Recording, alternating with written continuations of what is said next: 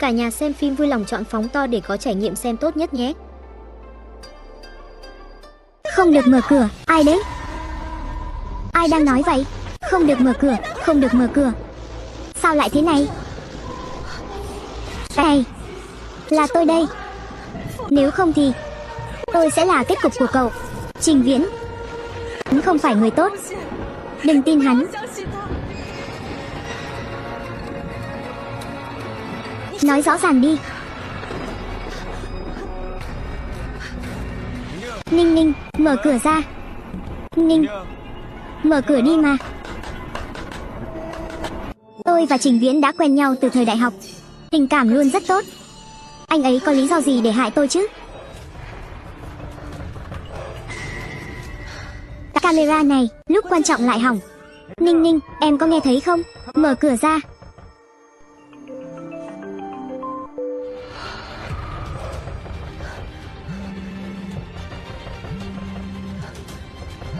Ninh Ninh.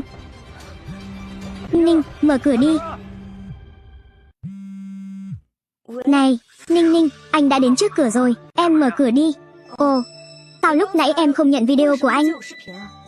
Đã đến cửa rồi còn gọi video làm gì nữa? Em mở cửa trước đi, chúng ta gặp mặt rồi nói, được không? Em yêu. Trình Viễn chưa bao giờ tắt video của tôi, chỉ duy nhất một lần, là khi anh ấy về quê.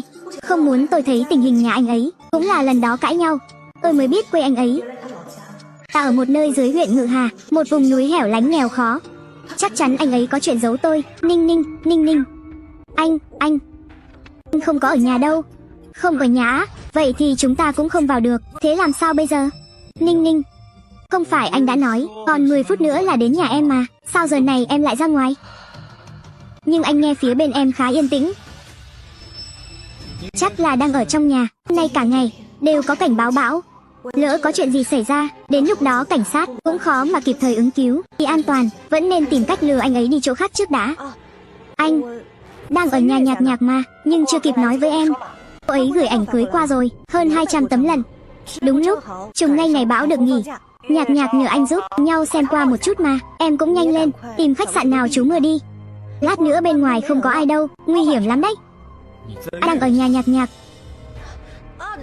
Trình Viễn đang gọi điện cho em tới ngay đây. Không nói chuyện với anh nữa, Nhạc Nhạc đang tìm em. Alo, Ninh. Nhà Nhạc Nhạc. Không được, tính cách của Trình Viễn rất hay nghi ngờ. Phải gọi cho Nhạc Nhạc, nhất lời khai đã.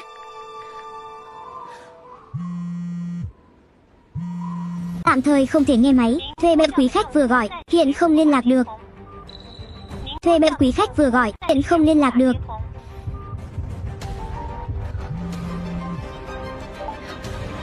Alo, alo, Nhạc Nhạc, lúc nãy cậu gọi cho Trình Viễn à?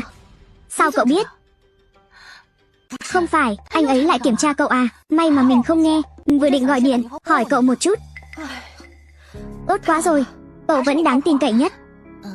Ninh Ninh à, thì không phải là chị em nói xấu anh ấy đâu. Cái tính thích kiểm soát của anh ấy, hơi quá đáng rồi đấy. Cậu nên chia tay với anh ấy đi. Trước đây không phải anh ta còn lừa cậu nói rằng nhà anh ta ở nước ngoài, làm ăn lớn lắm à? Kết quả thì sao? Chẳng phải chỉ là một anh chàng từ xó xỉnh nào đó bay ra làm phượng hoàng sao? Ai, mình không có ý coi thường người nông thôn đâu, nhưng chuyện anh ta lừa cậu rõ ràng là vấn đề về nhân cách. Anh ta còn dây dưa mãi không thôi. Anh ta cầu hôn cậu đấy. Cậu nhất định phải cứng rắn, đừng mềm lòng. Nếu không, chỉ cần một chút bồng bột mà lấy anh ta, cậu sẽ hối hận cả đời đấy. Cố ý chọn ngày có bão. Cô ấy không thể ra ngoài được. Sáng nay còn ở nhà mà, sao lại ra ngoài nhanh thế nhỉ? Nhạc Nhạc, chuyện này mình không thể giải thích rõ ràng, chỉ trong 1-2 câu. Đợi mình sẽ giải thích cho cậu sau, được không? Tóm lại, kể ai hỏi cậu, cậu cứ nói là mình đang chọn ảnh ở nhà cậu. Không phải.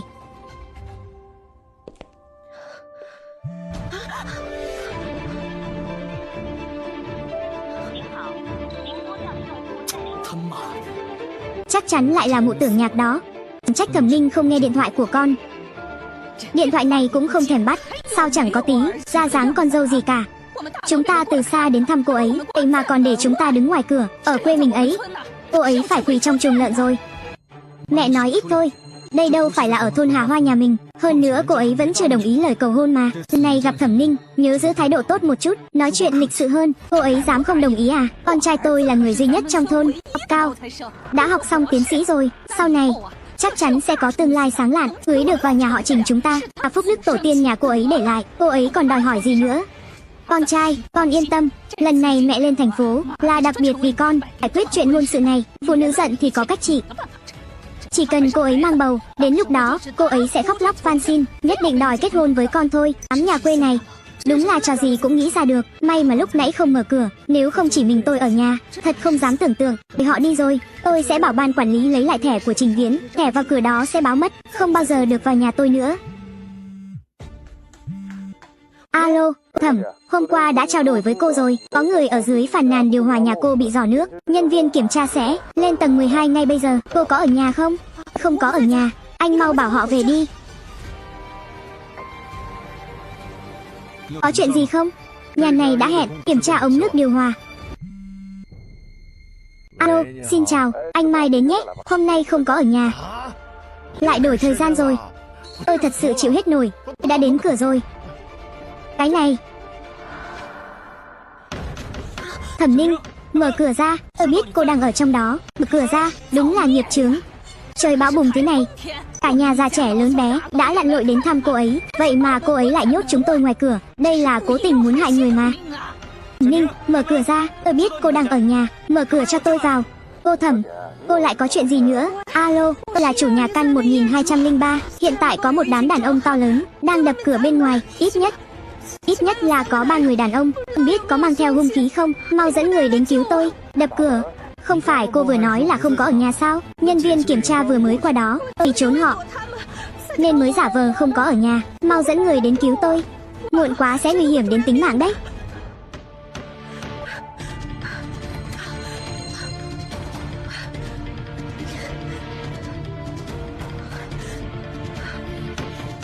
Mở cửa ra. Phòng ngủ của tôi là cửa trượt, không có khóa, nếu cửa chính bị phá thì tiêu rồi. Đúng rồi, báo cảnh sát đi. Alo, phải 110 không? Mở cửa. Nhanh mở cửa ra, nào nào. Tránh ra đi. Tránh ra để tôi. Trước đây mấy con bò ở nhà, tôi còn hạ gục được chỉ với một cú đá, huống chi cánh cửa này. Nhanh nào. Tôi đã báo cảnh sát rồi. Đừng, nếu các người phá cửa thì chính là xâm nhập gia cư bất hợp pháp. Đợi cảnh sát đến, các người không ai chạy thoát đâu, tất cả sẽ phải ngồi tù. Báo cảnh sát. Ôi trời, báo cảnh sát rồi. Ninh, con mở cửa ra đi, cho chúng ta vào trong. Không, có chuyện gì thì chúng ta nói chuyện, thương lượng với nhau. Sắp có bão rồi, cảnh sát nào mà đến được chứ. Hơn nữa chuyện gia đình mình thế này, làm phiền người ta chạy đến cũng vô ích, chẳng đáng đâu, con thấy có phải không? Ninh, nghe lời mở cửa ra trước đi. Bố mẹ, một quãng đường xa đến đây không dễ dàng gì. Hơn nữa, họ cũng chỉ muốn gặp gỡ con dâu tương lai thôi. Dù cảnh sát có đến thì chúng ta cũng không sai, có đúng không?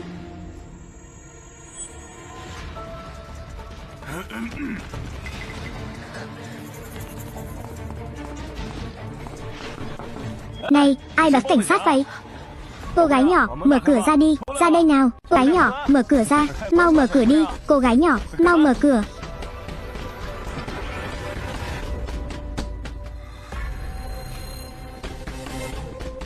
Mở cửa đi, cô gái nhỏ, nhanh lên, mở cửa nào. Tôi đã gọi điện cho ban quản lý trước, cùng một khu mà còn chưa đến.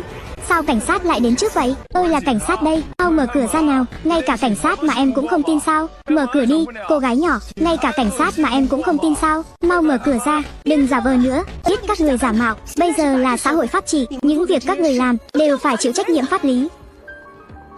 Gọi là giả mạo là sao? Không phải em báo cảnh sát à? Cô gái nhỏ, tôi nhắc cho em biết nhé, báo cảnh giả cũng phải chịu trách nhiệm pháp lý đấy.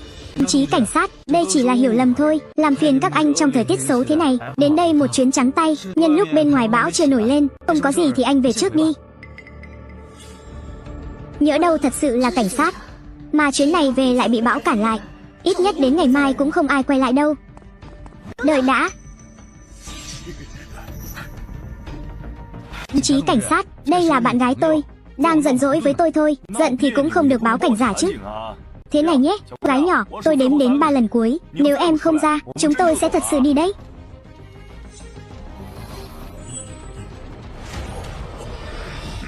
3, 3, 2.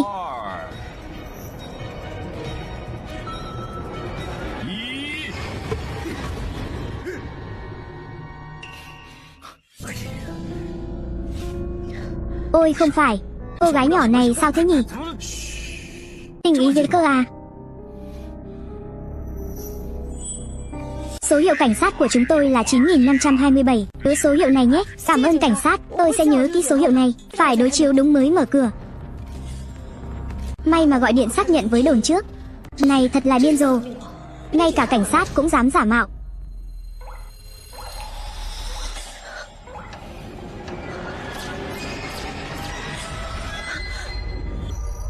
Con có mật khẩu nhà nó à? Con không biết. Nhưng lúc cô ấy bấm mật khẩu, không hề né tránh con. Chắc là ngày sinh nhật của ai đó. Ngày sinh của cả nhà cô ấy con đều biết hết. Chắc chắn là sẽ đoán ra được. Cái này hay đấy. Nếu mà thử ra được mật khẩu, thì cho dù cảnh sát có đến thật, họ cũng chẳng quản được chuyện người nhà cãi cọ giận dỗi nhau đâu, đúng không? Cảnh sát nào quản trời quản đất, cũng chẳng quản nổi chuyện riêng nhà người khác đâu. Hừ, con nhóc xanh này. Phải dạy dỗ cho nó biết quy củ mới được. Nếu không thì, nó sẽ thực sự đè đầu cưỡi cổ bà mẹ chồng này mất thôi. Mật khẩu cửa chính là sinh nhật của Yến Mạch. Năm ngoái mình còn rủ cả Trình Viễn cùng tổ chức sinh nhật nữa. Đừng mở cửa, đừng mở cửa, đừng mở cửa. Nếu không, kết cục của tôi chính là của cô. Phải làm sao đây? Phải làm sao đây? Sao quản lý tòa nhà vẫn chưa tới vậy?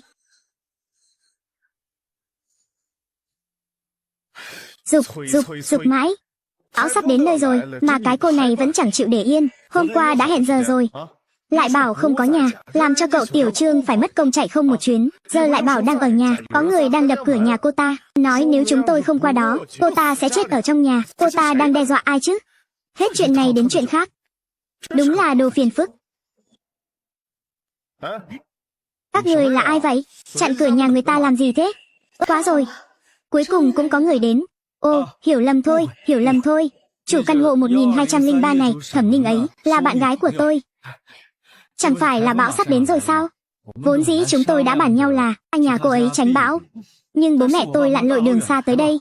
Cô ấy lại đột nhiên đổi ý không cho chúng tôi vào nữa. Hai, anh xem chuyện này thật là, tôi biết ngay mà, là do cái cô này thần kinh không bình thường. Đàn ông nào đập cửa, nói năng cứ như mê sảng. Thanh niên này lịch sự biết bao nhiêu, nhìn qua là biết người có học thức rồi. Chắc là lại chê nhà bạn trai nghèo quá, nên mới bày ra cái trò này đây. Anh xem, bão sắp đổ bộ đến nơi rồi. Chúng tôi thì lỉnh kỉnh hòm xiểng, lại còn có trẻ con. Thêm cả hai người già chúng tôi nữa, di chuyển đi đâu cũng không tiện. Đúng không? Hơn nữa, nếu không phải vì thấy bão sắp đến, thì tôi cũng chẳng thể vứt bỏ thể diện, mà đi cầu xin người ta mở cửa đâu.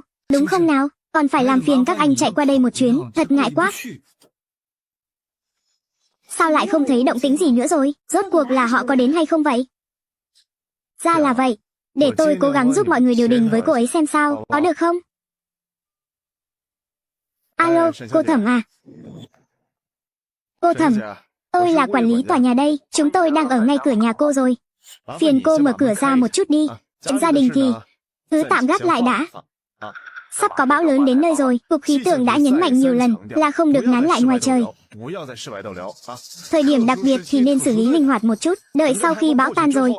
Chuyện của gia đình cô ấy mà, mọi người hãy cùng ngồi xuống, bàn bạc kỹ lưỡng, cô thấy có được không? Họ chưa được sự đồng ý của tôi, mà đã tự ý chặn cửa nhà tôi. Vừa nãy, bọn họ hết đập cửa rồi lại định phá cửa nhà tôi. Camera giám sát đã quay lại được hết rồi. Sự an toàn của bản thân tôi đang bị đe dọa nghiêm trọng. Tôi tuyệt đối không bao giờ cho bọn họ vào nhà đâu.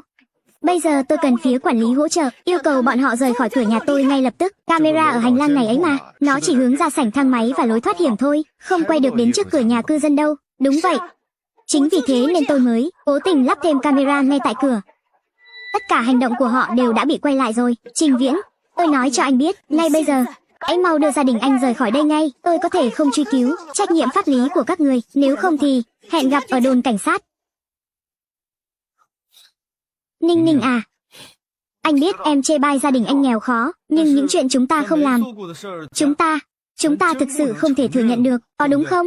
Nếu em thực sự có bằng chứng, thì em hãy gửi video đó cho người anh em quản lý này đi. Đến lúc đó cơ quan pháp luật trừng phạt thế nào, anh cũng cam lòng. Thẩm Ninh, em coi ai là kẻ ngốc vậy? Làm sao anh có thể bị camera quay lại được chứ? Camera của em đã hết pin từ 1 tuần trước rồi. Những chuyện nhỏ nhặt này, anh còn để tâm hơn cả em đấy. Cô Thẩm à, cô đã gửi đoạn video đó qua chưa vậy? Phía tôi vẫn chưa nhận được gì cả. Cô ấy chắc chắn không gửi được đâu. Bởi vì tất cả đều là do cô ấy tự bịa đặt ra thôi. Ninh Ninh à, em hãy mở cửa ra đi. Em để cả nhà mình vào trong trước đã. Chúng ta có gì cứ từ từ bàn bạc. Đúng đấy cô Thẩm. Người ta đã lặn lội đường xa tới đây rồi. Cô cứ như thế mà đuổi người ta đi sao? Như vậy có hơi bất lịch sự quá không? Rốt cuộc ai mới là chủ nhà hả? Tôi gọi các anh đến là để giúp tôi đuổi người đi, chứ không phải bảo anh đứng về phía anh ta, rồi khuyên tôi mở cửa. Họ không có chỗ ngủ thì nên đi thuê khách sạn, liên quan gì đến tôi chứ? Tôi là một phụ nữ sống độc thân, mấy người đàn ông này định xông vào nhà, anh thấy có hợp lý không hả? Ninh Ninh à, đã bảo là sắp có bão lớn đến nơi rồi, lúc này em muốn cả nhà anh, đi đâu tìm khách sạn bây giờ? Hơn nữa, em là bạn gái của anh, đây đều là người nhà của anh cả, có gì mà không hợp lý chứ? Được rồi, thế này đi, chuyện gia đình các người tôi không quản nổi.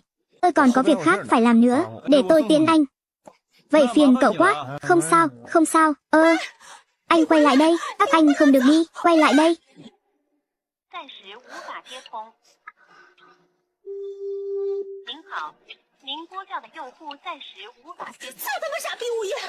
Lúc thu tiền thì giục như đòi mạng.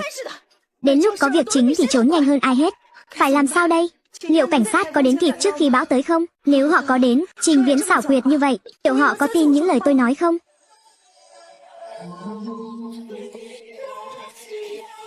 Thẩm Ninh, người ta đi hết rồi, em còn trông mong gì nữa đây? Trông chờ vào việc này bão bùng thế này, cảnh sát sẽ đến tận nơi giải quyết mâu thuẫn gia đình cho em sao? Em không thấy mình quá rảnh rỗi à? Em mở cửa ra đi. Chúng ta vẫn là người một nhà, có chuyện gì thì cùng nhau bàn bạc, đừng có làm tuyệt tình quá. Ai là người một nhà với anh chứ? Không được. Vào thời điểm nhạy cảm này, không thể nói chia tay để kích động anh ta. Đợi thoát khỏi nguy hiểm rồi, cả đời này tôi không bao giờ muốn gặp lại loại đàn ông ghê tởm như vậy nữa. Con trai, con cầm lấy cái này đi. Đây là thuốc dùng để phối giống lợn ở làng mình đấy. Đảm bảo uống vào là dính ngay. Hiệu nghiệm lắm. Con dâu nhà ông Triệu cũng nhờ uống cái này mà mang thai đấy. Sau đó 2 ngày không được uống nước. Chắc chắn sẽ có tác dụng. Mẹ con nói đúng đấy. Mau chóng định đoạt chuyện hôn sự này đi. Thủ lúc bụng vợ con chưa lớn, về làng tổ chức đám cưới luôn. Những chuyện khác con không cần lo. Vợ con, cháu chắc đã có chúng ta trông nom rồi. Con cứ chuyên tâm lo cho sự nghiệp đi. Mẹ nhất định phải dạy dỗ nó một trận, phải cho nó một bài học mới được. Còn chưa về làm dâu nhà mình mà đã dám lên mặt hống hách như vậy, làm cả nhà mình phải đứng chờ ngoài này rõ lâu. Nói xa quá rồi. Để con thử mật khẩu trước đã.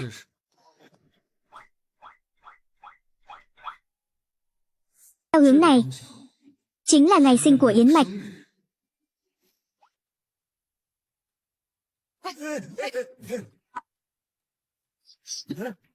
Không thử được à? Thẩm Ninh đã khóa trái cửa từ bên trong rồi. Em yêu đừng sợ, khóa thông minh nhà chúng ta làm theo cách anh chỉ mà khóa trái lại. Mặc kệ bên ngoài anh ta có mật khẩu hay là có vân tay, có chìa khóa đi nữa, tất cả đều vô dụng thôi. Cứ khóa chặt cho anh. Cảnh sát ở khu vực của chúng ta đều rất có tinh thần chính nghĩa, chắc chắn họ sẽ đến kịp lúc thôi. Khóa thông minh tiểu cửu luôn đồng hành bảo vệ bạn. Thẩm Ninh, mở cửa ra, mau mở cửa ra cho anh. Các người đang làm cái gì thế hả? Có còn coi pháp luật ra gì không? Bấy nhiêu con người tụ tập trước cửa nhà người ta làm gì vậy? Chào các đồng chí cảnh sát. Các anh xem, chuyện thật chẳng ra làm sao, lại còn làm phiền các anh phải chạy qua đây một chuyến. Đây là nhà bạn gái của tôi. Chuyện là, lúc nãy phía quản lý cũng vừa mới tới xong. Đây chỉ là một vài mâu thuẫn cãi vã nhỏ trong gia đình thôi mà. Không có chuyện gì lớn đâu ạ. Không có chuyện gì lớn sao? Sao tôi lại nghe nói các người đang có ý định xâm nhập gia cư bất hợp pháp nhỉ? Nếu không thì tại sao người ta lại báo cảnh sát chứ? Ôi trời, làm gì có chuyện đó đâu anh. Bây giờ là xã hội pháp quyền rồi mà. Các anh xem này. Đây thực sự là bạn gái của tôi. Đây là ảnh chụp màn hình tin nhắn. Các anh xem đi, đúng không ạ?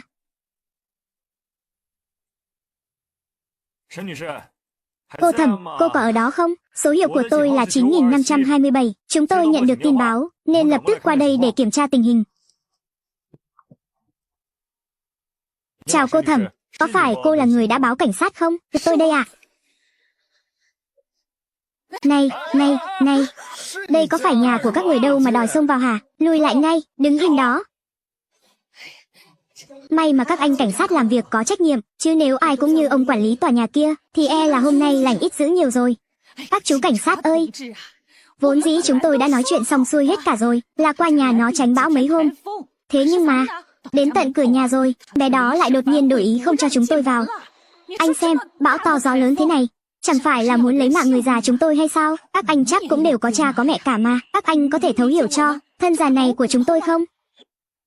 Tôi không hề đồng ý chuyện đó, thưa anh cảnh sát, từ đầu đến cuối, tôi không hề biết là họ lại kéo nhau đông người đến nhà tôi như thế này, huống hồ còn có nhiều đàn ông lạ mặt như vậy nữa, tôi không đời nào chấp nhận chuyện đó đâu. Sau đó bọn họ liền cưỡng ép đập cửa. Ngay vừa nãy thôi, khi biết tôi đã báo cảnh sát, bọn họ còn giả danh cảnh sát để lừa tôi mở cửa.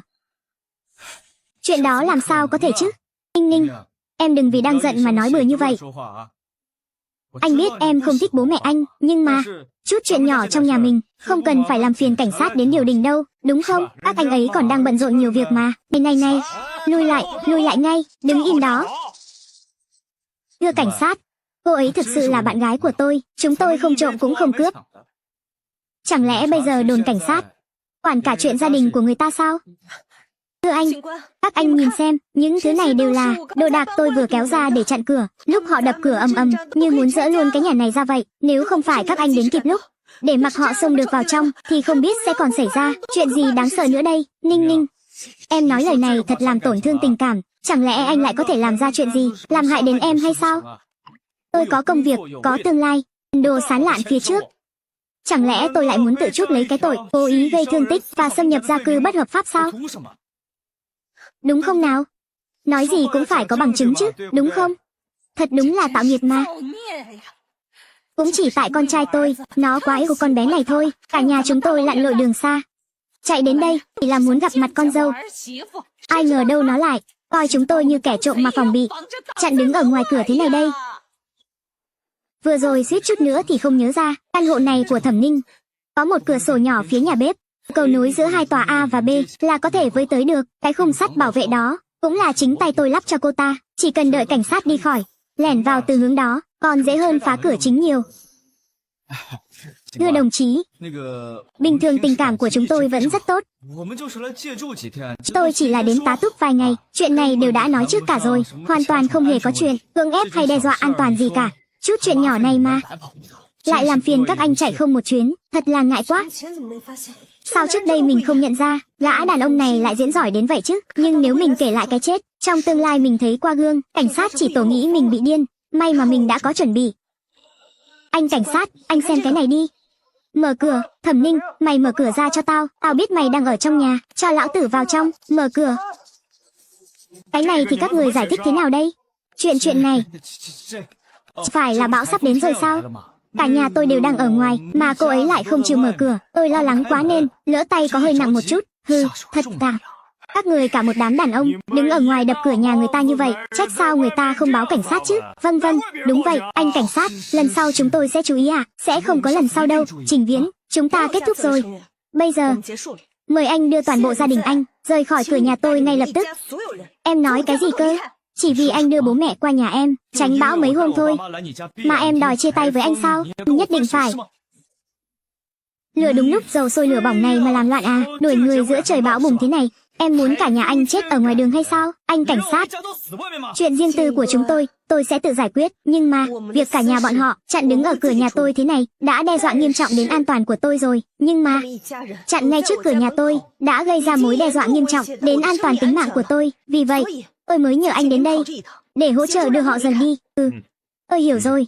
Các người đều nghe rõ cả rồi đấy. Bất kể cô ấy là bạn gái của ai, có liên quan gì đến các người đâu. Chủ nhà không cho vào thì chính là xâm phạm gia cư bất hợp pháp. Cô gái người ta bây giờ đã không muốn làm lớn chuyện rồi, tranh thủ lúc trời còn chưa bão, mau tìm khách sạn mà ở đi. Vậy là xong chuyện. Tôi không đồng ý. Cô nói chia tay là xong sao? Con trai tôi còn chưa đồng ý nữa là hôm nay chẳng đi đâu hết. Anh, đưa gia đình rời khỏi đây ngay. Nếu còn gây rối nữa, tôi đành phải mời các người về đồn uống trà rồi. Ấy không. Cảnh sát này không dễ bị qua mặt như quản lý đâu. Nếu còn làm loạn nữa, lỡ mà thật sự vào đồn để lại hồ sơ này nọ thì sao? Để ảnh hưởng đến công việc thì thật lợi bất cập hại. Chuyện của Thẩm Ninh ngày tháng còn dài. Mời các người đi cho.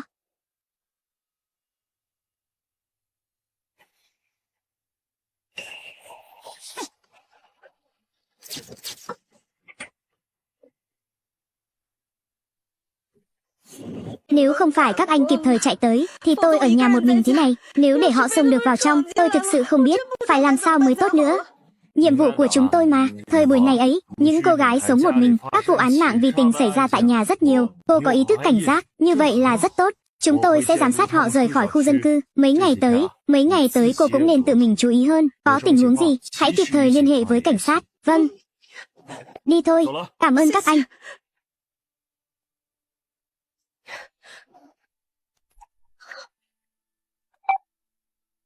Thẻ từ thang máy đã báo mất thành công.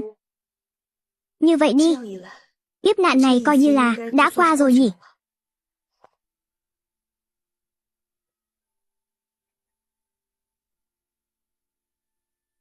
Đừng lơ là. Hắn ta đúng là một gã cặn bã. Sự nghiệp của tôi đều bị hủy hoại sạch rồi. Sao lại có thể như vậy? Trình Viễn rốt cuộc đã làm gì mình?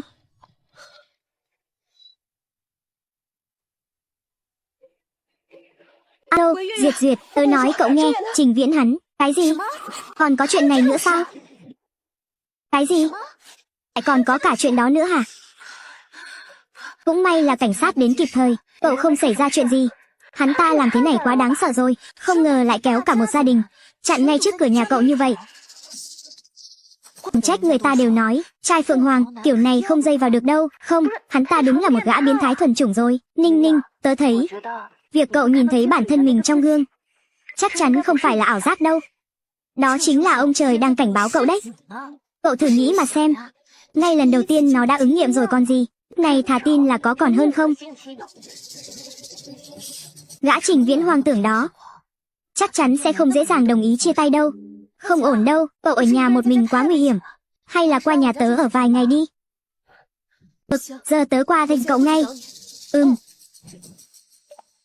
Anh sai rồi bảo bối, anh không nên giấu em, mà đã đưa người nhà tới đây. Thực sự là anh quá yêu em, chỉ muốn em sớm được gặp bố mẹ anh thôi. Anh đã dùng một cách thức không phù hợp, là do anh đã không nghĩ đến cảm nhận của em. Tha lỗi cho anh nhé. Anh đã sắp xếp cho người nhà ở hết trong khách sạn rồi. Hôm nay mọi chuyện xảy ra quá đột ngột. Bây giờ chỉ có mình anh thôi. Anh muốn được gặp em để nói chuyện đàng hoàng. Nếu em vẫn không yên tâm, ta có thể nói chuyện ở bên ngoài. Hiện giờ bão vẫn chưa đổ bộ, mình tìm quán cà phê nào gần đó nhé. Được không bảo bối?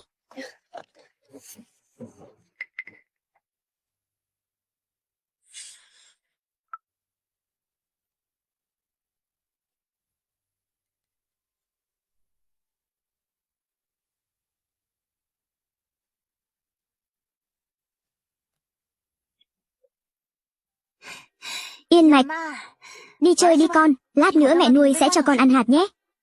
Đi nào. Lại đây. Ninh, uống cho đỡ sợ đi. Sau này chúng ta hãy tránh xa gã cha nam đó ra, cả đám người nhà hôi hám mặt dày của hắn nữa.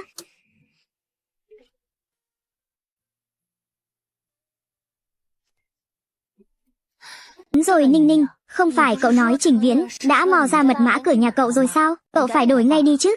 Dù thẻ thang máy đã vô hiệu hóa, nhưng tớ cứ sợ có chuyện gì ngoài ý muốn thôi, tớ chưa đổi. Tại sao vậy? Trình Viễn từ hồi đại học đã có cái tính cách đó rồi, mỗi lần tớ đề nghị chia tay, hắn ta đều bám giết không buông, chặn đường từ ký túc xá đến tận cửa lớp, chưa đạt được mục đích là chưa thôi đâu. Lần này hắn dám làm như thế, rõ ràng là cảm thấy đã nắm thóp được tớ rồi, chưa biết chừng sẽ còn có những thủ đoạn hèn hạ hơn. Cậu nói cũng có lý. Không phải cậu còn nhìn thấy trong gương cảnh mình bị nhốt trên một chiếc giường nhỏ, rồi mang thai, sinh con sao? Thế thì phải làm sao bây giờ? Chỉ có kẻ trộm rình nghìn ngày, chứ làm gì có ai phòng trộm được nghìn ngày. Tớ hiểu rồi. Ý của cậu là cậu cố ý để cửa cho bọn họ vào, sau đó nắm lấy bằng chứng phạm tội của bọn họ, rồi mới tóm gọn một mẻ luôn.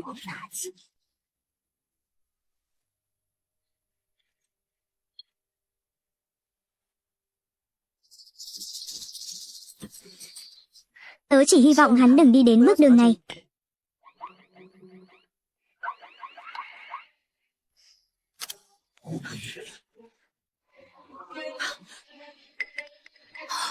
Cái này, sao bọn họ lại dám làm thế chứ?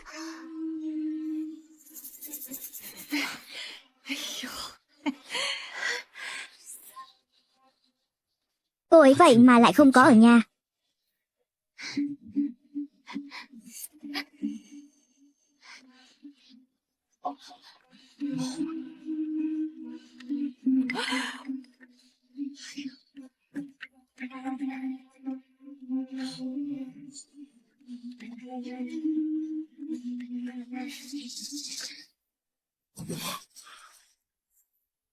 Cuộc đã đi đâu rồi? Mẹ thấy con bé này ấy à? Thật là không biết cách chi tiêu gì cả. Trong nhà mua lắm vàng lắm bạc thế này, chắc chắn là tốn không ít tiền oan rồi. Để sau này nó bước chân vào cửa nhà ta, ta phải dạy bảo nó cho đàng hoàng. Nhìn mấy bộ quần áo này đi, bỏ bao nhiêu tiền ra mua quần áo, thế mà lại vứt lung tung thế này.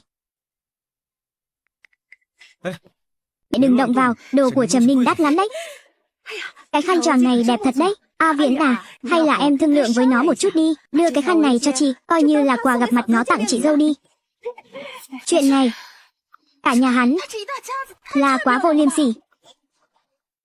Ninh Ninh, may mà cậu đã ra khỏi đó trước, nếu cậu mà ở nhà một mình, gặp phải cái đám gia đình đông đúc thế này, không biết sẽ còn xảy ra chuyện gì nữa đâu. Mà cậu bảo thẻ thang máy đã bị vô hiệu hóa rồi còn gì, sao hắn lên được đó chứ?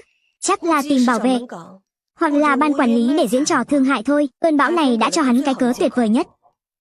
May mà trước khi đi tớ đã kịp đề phòng. Tớ mang theo toàn bộ giấy tờ và những thứ thực sự có giá trị, đi hết rồi. Những bằng chứng này đã đủ rồi. Đợi bão qua đi, tớ sẽ báo cảnh sát. Nhưng cả nhà hắn trông đều có vẻ sẽ bám giết không buông đâu. Nếu chúng ta báo cảnh sát mà mức xử phạt không đủ, hoặc không thể tóm gọn cả ổ bọn chúng, thì những người còn lại quay lại trả thù cậu thì sao? Đời tôi bị hủy hoại rồi, hủy hoại hết rồi. Bọn họ giờ đã ảnh hưởng nghiêm trọng đến an toàn thân thể của tớ rồi. Đằng nào cũng bị quỷ ám. Chi bằng hãy mạnh mẽ hơn chút đi, pháp luật chắc chắn sẽ hữu dụng hơn. Cứ nhẫn nhục chịu đựng chứ nhỉ, nói đúng lắm. Tớ ủng hộ cậu.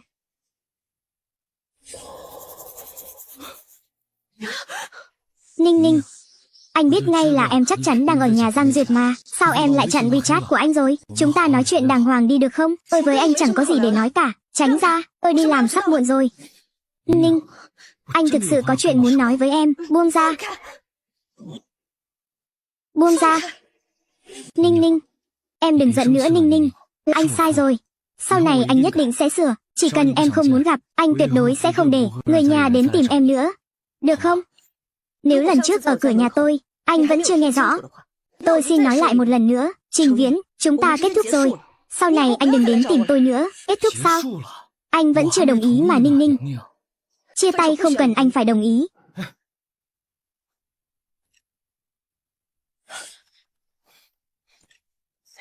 Xuống xe.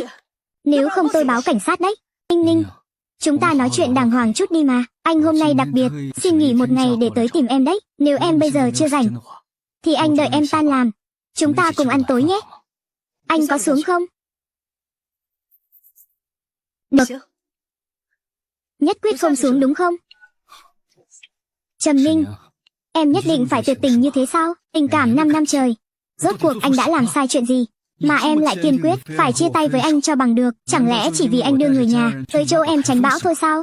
Nếu không phải nhìn thấy cảnh tượng thảm khốc trong gương, thì tôi bây giờ khó lòng nhìn thấu được bộ mặt của Trình Viễn để mà triệt để từ bỏ hắn. Rốt cuộc là nguyên nhân gì? Người nhà anh lại đang tính toán mưu đồ gì nữa? Trong lòng anh không tự biết rõ sao? Anh biết rõ cái gì chứ? Anh nói người nhà anh đi ở khách sạn, có thật không? Trước cứ ngỡ Ninh Ninh có ở nhà, nên mình mới lẻn vào, định bụng nhân lúc bão về, ở nhà 2 ngày không ai làm phiền, chốt hạ chuyện hôn sự luôn, không ngờ lại hụt mất. Theo lý thì cô ấy vẫn chưa về nhà, chắc chắn không biết mình đã lẻn vào mới đúng.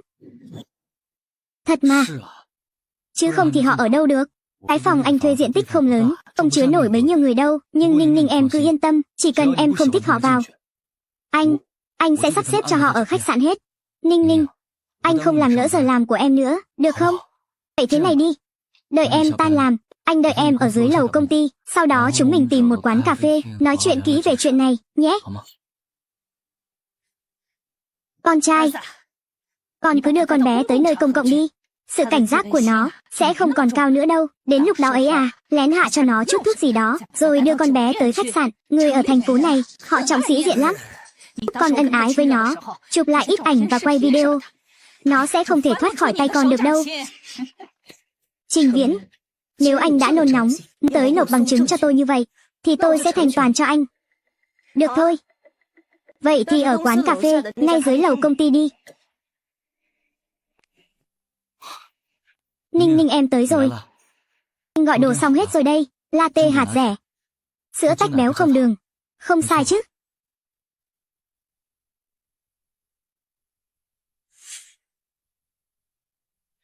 Tôi tới đây lần này là để giải quyết nốt những việc còn lại, song phẳng với anh, làm một cái kết dứt khoát.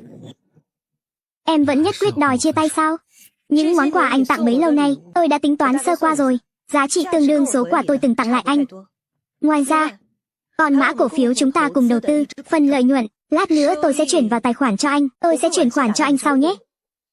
Còn nữa, nếu tôi nhớ không lầm, thì trong tủ quần áo vẫn còn 2 chiếc áo khoác anh để lại, đợi về đến nhà tôi sẽ gửi bưu điện hết một lượt cho anh. Ninh Ninh, anh biết anh sai rồi mà. Anh cũng đã xin lỗi rồi.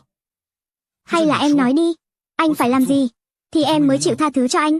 Ninh, rõ ràng là em rất yêu anh, sao đột nhiên lại đòi chia tay chứ? Có phải là Giang Duyệt lại nói bóng gió gì với em rồi đúng không? Việc này không liên quan đến người khác. Trình Viễn, thật ra trong lòng anh cũng tự biết rõ, giữa chúng ta tồn tại vấn đề không hề nhỏ. Anh không chỉ lừa dối tôi một lần, mà lần nào cũng vậy, cứ bám giết không buông, rồi cuối cùng lại để mọi chuyện trôi qua loa đại khái. Có phải chính vì như vậy nên anh mới cảm thấy, cho dù anh có làm gì đi chăng nữa, thì cuối cùng tôi vẫn sẽ chọn tha thứ cho anh. Sao có thể chứ? Ninh Ninh, anh hứa với em, đây tuyệt đối là lần cuối cùng. Sau này anh nhất định sẽ không lừa em nữa. Sau này có chuyện gì, anh đều sẽ nói trước với em, được không? Không cần thiết nữa đâu. Trình Viễn, chúng ta đã thực sự kết thúc rồi. Ninh Ninh, cả quần áo em cũng đòi gửi trả lại. Xem ra em không muốn gặp lại anh lần thứ 2 nữa rồi. Chúng ta nên chào tạm biệt cho đàng hoàng chứ, đúng không?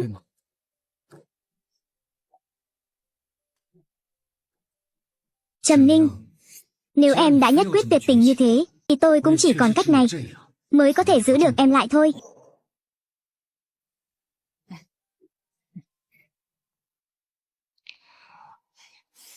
Nhìn con bé này, trông cũng không đến nỗi nào, nhưng cái tính nết này phải mài giũa lại cho thật kỹ. Nhà ta lặn lội đường xá xa xôi tới đây, thế mà nó dám đuổi cả nhà mình ra ngoài đường. Việc này phải cho nó một bài học nhớ đời, để cho nó biết thế nào là lễ độ. Buông tôi ra. Cô đừng có mà không biết điều. Kia hạng đàn bà muốn gả cho con trai ta, đầy dẫy ra đấy. Nếu không phải vì thằng Viễn nó thích cô, thì cô tưởng cô là báu vật chắc. Liệu mà sinh cho ta vài đứa cháu trai đi. Các người đã cho tôi uống cái gì? Các người làm thế này là phạm pháp đấy. Phạm pháp? Cô là bạn gái của con trai ta.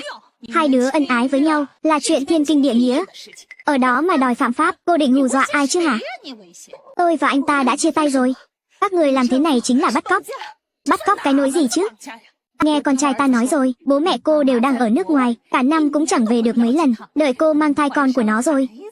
Cả nhà mình sẽ dọn về quê, để cô yên tâm dưỡng thai. Con trai ta rất giỏi giang, chuyện kiếm tiền nuôi gia đình, cô không cần phải bận tâm đâu. Còn về căn nhà này của cô ấy à, đây vừa hay lại có một trường trung học, cứ để cho Tiểu Bảo lên thành phố học, rồi cho cả nhà 3 người bọn nó ở đây luôn. Tôi và anh ít nhiều cũng có 5 năm tình nghĩa. Vậy mà anh cứ đứng nhìn bà ta nhục mạ tôi như thế sao? Ninh Ninh, anh cũng thực sự hết cách rồi. Lời hay ý đẹp gì anh cũng đã nói cả rồi, nhưng em vẫn nhất quyết đòi chia tay. Không còn cách nào khác, anh chỉ còn cách nghĩ đủ mọi phương kế để giữ em lại ở đây thôi. Con trai, lát nữa con nhớ chụp ảnh và quay phim cho thật nhiều vào, rồi in hết ra, để phòng sau này con bé nó lại dám làm loạn. Rồi mẹ, con biết rồi. Mẹ ra ngoài đi, chuyện còn lại cứ để con lo.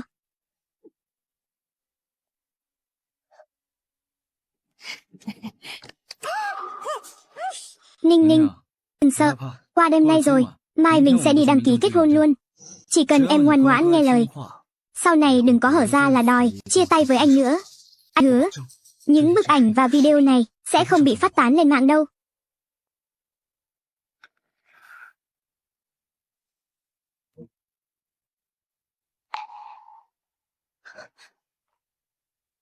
Lại đây, uống đi em, uống từ từ thôi, ẻo sặc đấy.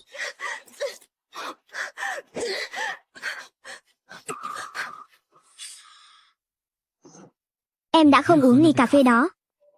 Cần sau này em luôn ngoan ngoãn, đừng bao giờ đề cập chuyện rời xa anh nữa, thì những tấm hình này sẽ vĩnh viễn không bao giờ bị phát tán lên mạng đâu. Trình Viễn, trước đây tôi cứ luôn ngỡ rằng anh chỉ là có máu kiểm soát hơi mạnh một chút mà thôi, vì thế nên bấy lâu nay tôi luôn bao dung cho anh, nhưng xem ra bây giờ anh đúng là một gã cặn bã từ đầu đến chân. Đống bằng chứng này đủ để anh phải ngồi tù mọt gông rồi đấy. Đưa điện thoại đây cho anh. Buông ra.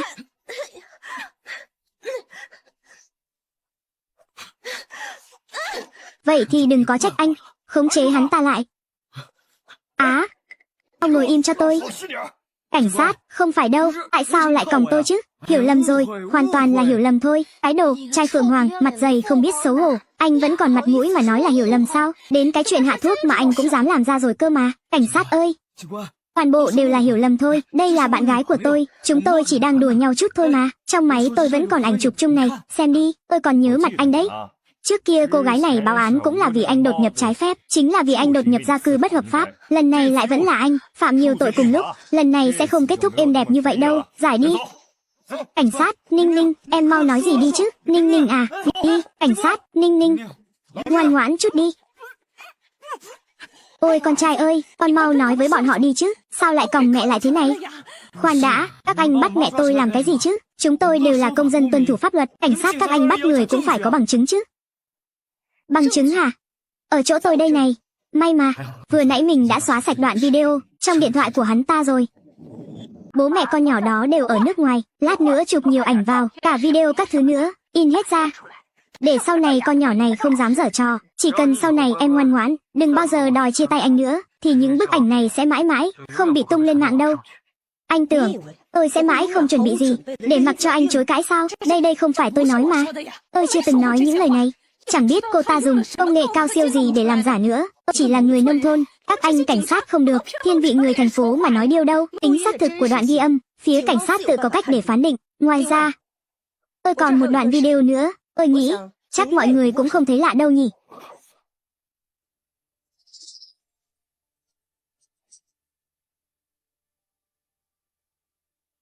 Ninh, cô, Á, sao nhà nó lại có camera hả con trai?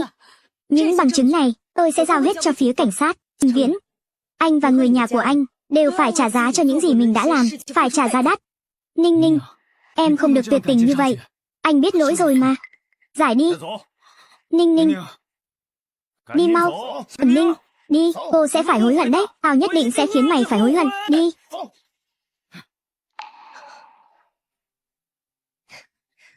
Ninh Ninh, vậy chuyến đi tuần trăng mật cứ đi Iceland như em nói nhé. Vậy quyết định thế nhé anh.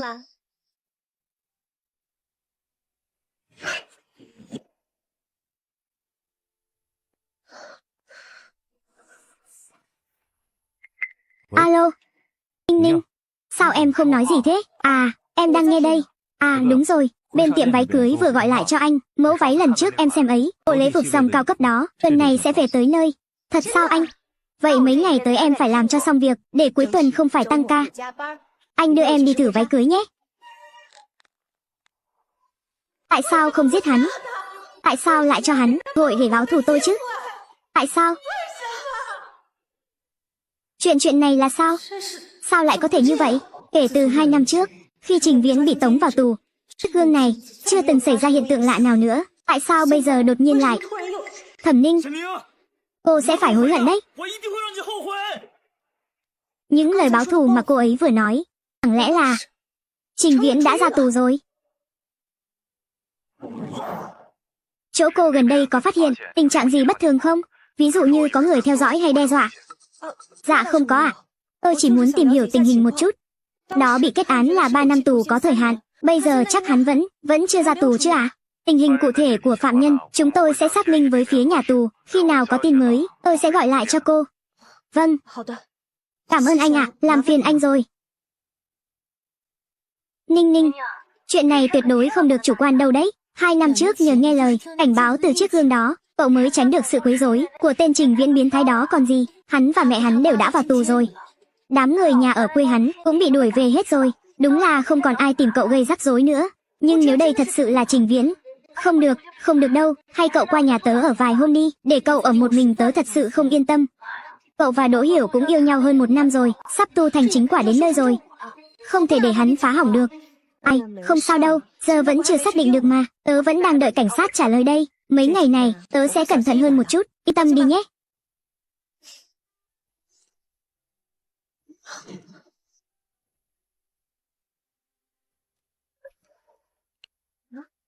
Mất điện rồi.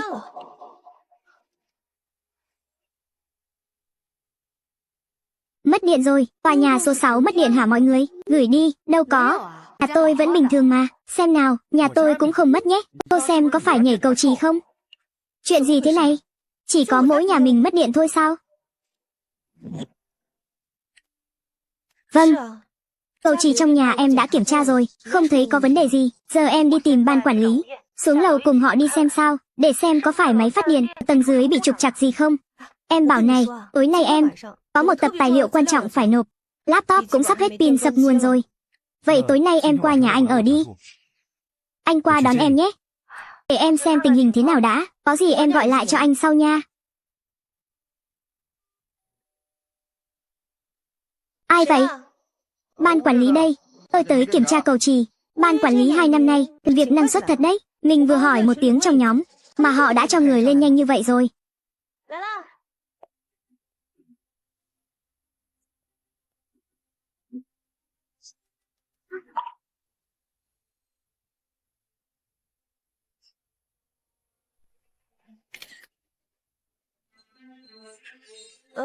Anh tên là gì vậy? Tôi nhớ, quản gia phụ trách bên tôi, quản gia Vương mà. Tôi nhớ quản gia tòa này họ Trần mà nhỉ? Thẩm tiểu thư, anh ấy đang bận việc khác rồi, tôi có chứng chỉ thợ điện, cô cứ để tôi vào xem tình hình thế nào đã nhé. Xem ra, mình thật sự có chút thần hồn nát thần tính rồi.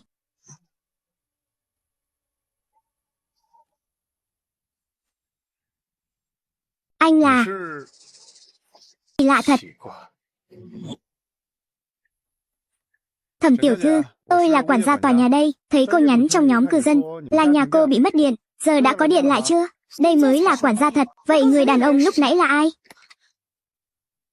Thẩm tiểu thư. Vâng, nguyên nhân nhà cô mất điện là máy phát điện dưới lầu, không biết đã bị ai động vào, nên chỉ có mỗi nhà cô bị mất điện thôi, bây giờ đã. Quản gia Trần, bên ban quản lý các anh, vừa nãy có cử nhân viên nào, đội mũ lưỡi chai qua đây không? Đội mũ lưỡi chai sao? Quy định làm việc của chúng tôi rất nghiêm, không cho phép đội mũ đâu. Trình Viễn hồi học thạc sĩ và tiến sĩ, đều học chuyên ngành liên quan đến điện lực, chẳng lẽ thật sự là hắn? À, ý cô là người đàn ông ở cửa nhà cô lúc nãy đúng không? Có nhìn thấy, anh ta đi xuống từ lối này, anh ta vừa rời đi xong. Vậy anh có nhìn thấy rõ mặt hắn không? Có phải là người vào hôm bão đó, đã dẫn theo cả gia đình, đến chặn cửa nhà tôi không? Chuyện này tôi thật sự nhìn không rõ, anh ta đeo khẩu trang kín mít mà. Thẩm tiểu thư, ý của cô là, tên bạn trai cũ biến thái đó của cô, đã được thả ra rồi sao? Trời đất, ra tù thật rồi à? Sao người này cứ đeo bám như âm hồn không tan vậy? Vừa ra đã mò đến tận nhà cô rồi. Không được rồi, vụ việc lúc đó đã ầm ĩ một thời gian dài, còn được đưa lên cả bản tin nữa. Ban quản lý chúng tôi suýt nữa đã bị các cư dân khác phá nát rồi. Nếu hắn ta mà lại gây ra một vố như thế nữa, chắc chắn tôi sẽ bị mất việc mất. Chúng ta phải mau báo cảnh sát thôi. Việc hắn có được giảm án để ra tù sớm hay không, cảnh sát vẫn chưa trả lời rõ ràng cho tôi. Nhưng tôi thật sự không thể cứ bị động chờ đợi mãi được, phải nghĩ cách để dụ hắn lộ diện. Tôi cần sự giúp đỡ của ban quản lý. Gì vậy cô?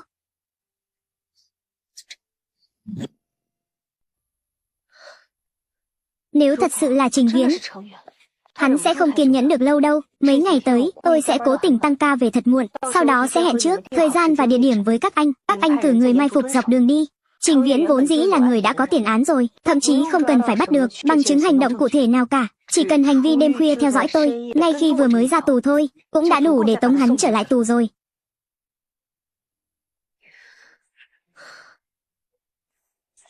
Đứng lại, đừng có chạy. Các người là ai hả? Có biết tôi là ai không mà bắt? Rất xin lỗi anh. Đồ có bệnh. Alo, Tiểu Lưu à? Hóa ra là như vậy sao? Vậy thì tốt quá rồi. Thẩm tiểu thư, người đàn ông mà trước đây cô gặp ở cửa nhà ấy, đồng nghiệp của tôi vừa kiểm tra lại camera rồi, nói là hôm đó tình cờ có đội thi công vào tòa nhà, có lẽ ai đó đã tiện đường, nhờ một người thợ điện qua giúp một tay thôi. Chúng ta đã mai phục mấy ngày nay rồi, cũng không thấy đối tượng khả nghi nào ra vào cả. Chỉ cần tăng thêm tần suất tuần tra lên, chắc là sẽ không có vấn đề gì lớn đâu. Hóa ra chỉ là Su Trinh một phen hú vía. Vậy thì phiền các anh quá rồi. Không có gì, tôi xin phép đi trước nhé. Cảm ơn anh.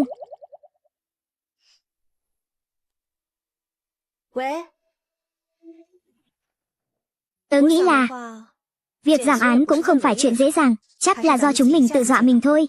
Nhưng sớm muộn gì hắn ta cũng phải ra tù thôi. Cái loại cặn bã đó, đáng lẽ phải cho hắn ngồi mục xương trong tù mới đúng. Sao lại chỉ xử có 3 năm chứ? Đúng là quá nhẹ nhàng cho hắn rồi. May mà Trình Viễn không biết nhà mới của tớ ở đâu. Đợi tháng sau tớ và Đỗ Hiểu cưới xong, tớ sẽ bán căn nhà này đi luôn. Đến lúc đó cho dù hắn có ra tù, muốn tìm tớ gây rắc rối, cũng chẳng tìm thấy người đâu nữa. Bye bye nhé.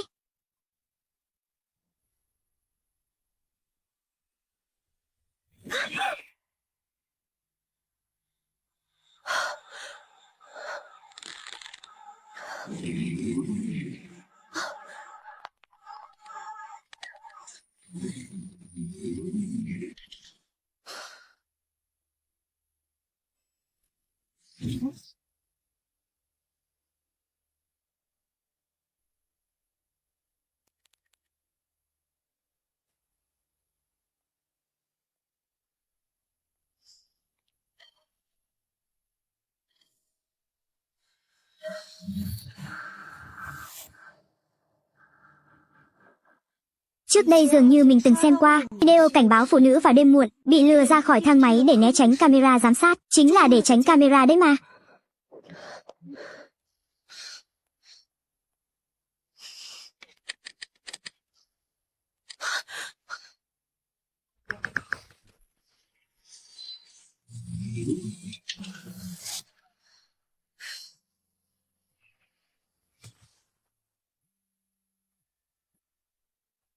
Alo, cảnh sát Trương ạ.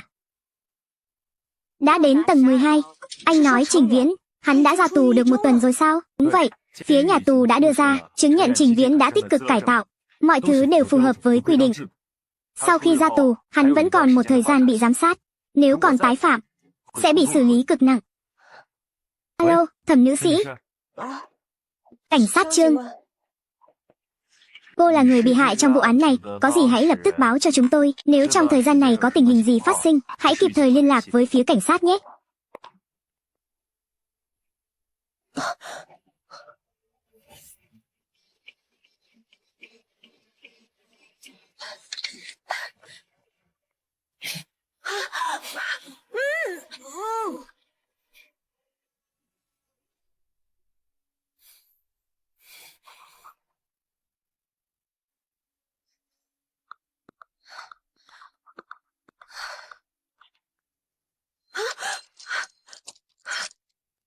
Thẩm Ninh, đã lâu không gặp. Anh nghe nói em sắp kết hôn rồi. Bạn gái của anh đã tận tay tống anh vào tù, giờ lại còn muốn kết hôn với kẻ khác sao? Tôi không còn là bạn gái của anh nữa rồi. Chỉ cần anh chưa đồng ý chia tay, thì cả đời này em vẫn là bạn gái của anh. Nghe rõ chưa hả? Tôi ra, buông tôi ra. Tại sao chứ? Thẩm Ninh, anh yêu em đến nhường nào cơ mà. Chỉ vì anh đưa gia đình mình nhà em tránh bão vài ngày thôi, mà em lại có thể tuyệt tình như thế. Nhất định đòi chia tay với anh sao? Em còn báo cảnh sát bắt anh nữa. Sao em lại có thể nhẫn tâm như vậy hả? Trình Viễn trông có vẻ đã không còn bình thường nữa rồi. Lúc này không được kích động hắn thêm nữa, phải tìm cách liên lạc với bên ngoài, tìm người đến cứu mình mới được. Tìm cái gì đấy? Là cái này à?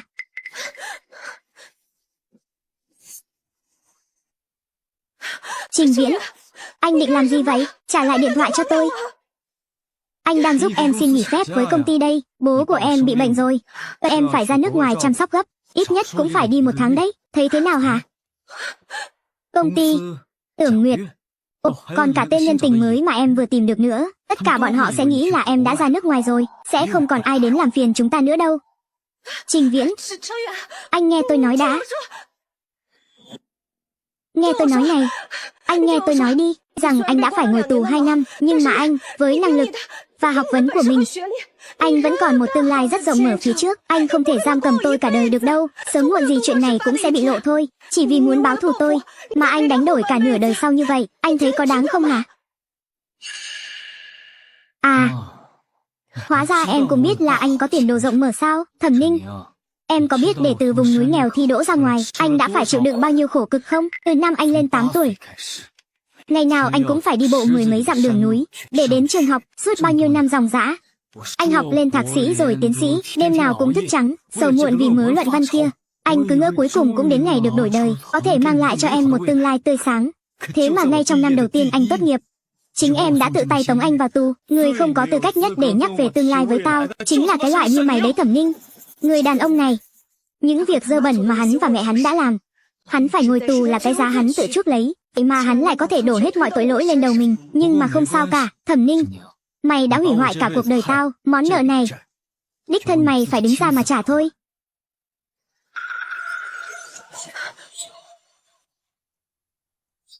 Trình Viễn, anh định làm gì thế hả? Tao định làm gì sao? Ninh à, từ đầu đến cuối anh chỉ có một mục đích duy nhất, đó là em phải mãi mãi ở bên cạnh anh. Quản là quản lý tòa nhà. Không phải nhà tôi bị dột nước từ tầng trên sao? Hôm nay, vốn dĩ tôi đã hẹn với bên quản lý rồi, để thương lượng. Họ chắc chắn biết tôi đang ở nhà, nếu anh không tin, có thể gọi điện cho họ.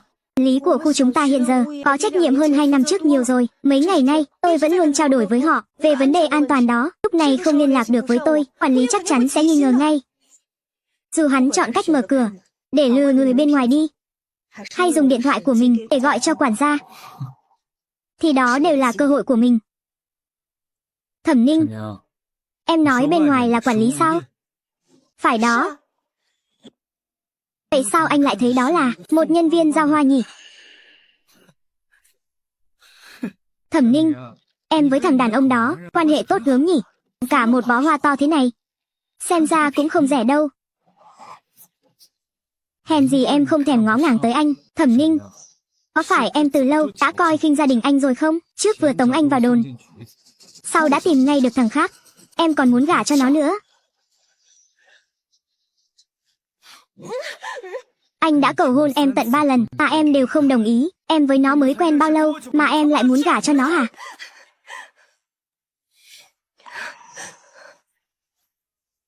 Hôm nay anh sẽ cho em biết, chỉ cần Trình Viễn này còn sống một ngày, em đừng hòng gả cho kẻ nào khác.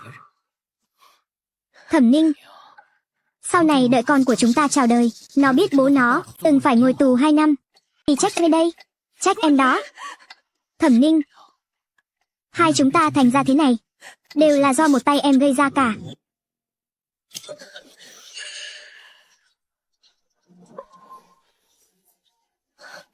Thẩm Ninh, anh định làm gì? Em muốn giết anh sao? Tôi không có. Tôi chỉ muốn tự vệ thôi. Muốn mở khóa cổng tay ra. Cô...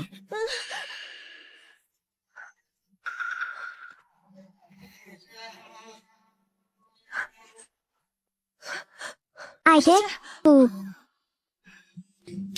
Nhân tình của em đấy à? Vừa mới tặng hoa xong, đã gọi tới để kể công rồi sao? Muốn nghe máy không? Đâu có ngốc, anh cũng chẳng đời nào cho tôi nghe. Cái đó thì chưa chắc. Hôn anh một cái đi, biết đâu anh vui, sẽ trả lại điện thoại cho em. À, khó xử thế cơ à? Xem ra em cũng chẳng mặn mà gì với cuộc gọi này lắm.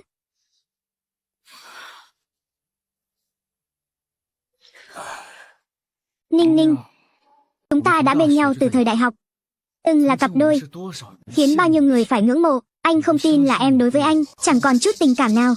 Ninh Ninh, anh sẵn lòng nối lại tình xưa với em. Anh vẫn muốn được ở bên em, chỉ cần em quên thằng đàn ông đó đi. Tôi không bao giờ muốn dính dáng đến bất cứ thứ gì liên quan tới anh nữa. Mỗi một việc anh đã làm với tôi, anh đều không xem tôi là con người. Cả nhà anh, từ đầu đến cuối, chỉ nghĩ đến lợi ích của riêng anh thôi. Trình Viễn, nếu bây giờ anh vẫn còn muốn sai càng thêm sai, thì tôi nghĩ anh phải là người hiểu rõ hơn ai hết. Thế nào gọi là lưới trời lồng lộng, thưa mà khó lọt. Em nói nhiều như thế, chẳng phải cũng vì thằng đàn ông đó sao? Em có niềm vui mới rồi, nên mới tuyệt tình với anh như vậy chứ gì.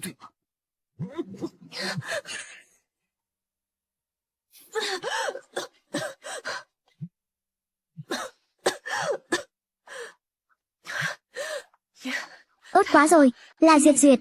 May mà trước đó mình từng nghi ngờ việc Trình Viễn ra tù và kể hết những chuyện thấy trong gương cho cậu ấy nghe.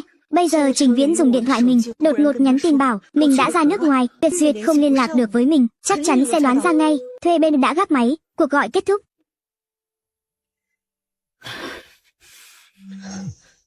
Thật là, cái con mụ này sao, đến giờ vẫn còn bám theo em dai như đỉa thế hả?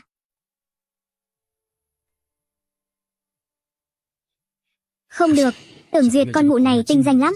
Kiểu gọi này, khả năng cao, ta đã bắt đầu nghi ngờ rồi. Không nghe máy, hỏng hết việc.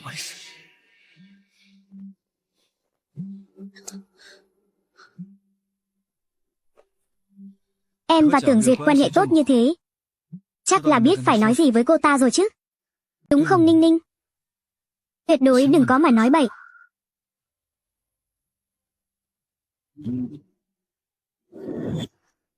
Alo, Duyệt, alo, Ninh Ninh. Cuối cùng cậu cũng nghe máy rồi, cậu không sao chứ? Mình không sao mà.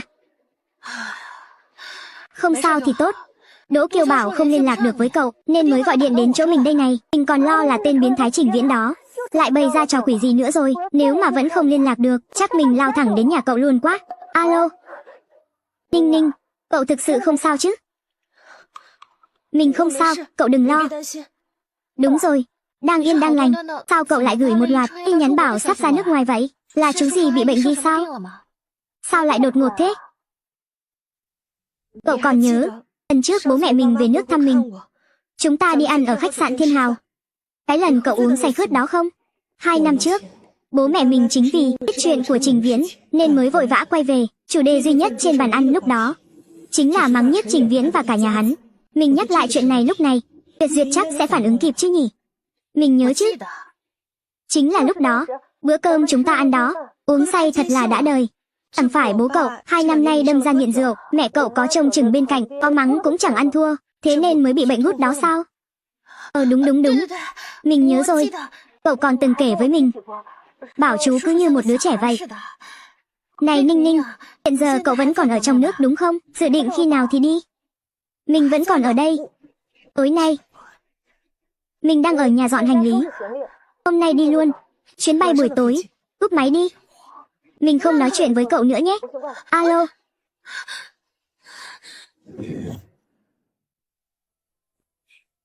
Anh định đi đâu?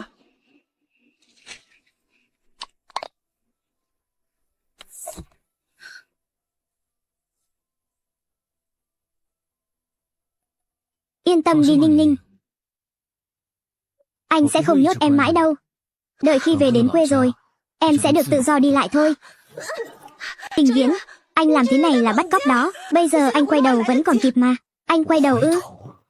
Thẩm Ninh, anh sẽ không bao giờ từ bỏ em đâu. Cả đời này của em chỉ có thể dây dưa cùng với anh thôi. Chúng ta đều không còn đường lui nữa rồi. Em sao vậy? Có phải lại bị hạ đường huyết rồi không? Đã bảo em giảm cân thì cũng phải ăn sáng chứ. Hạ đường huyết rồi thấy chưa? Thế này nguy hiểm lắm đấy.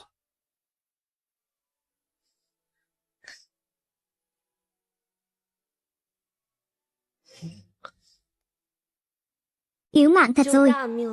Sao anh ta vẫn luôn mang theo sô-cô-la bên người vậy chứ? Ai bảo anh có một cô bạn gái bị hạ đường huyết cơ chứ? Anh lúc nào cũng chuẩn bị sẵn cả.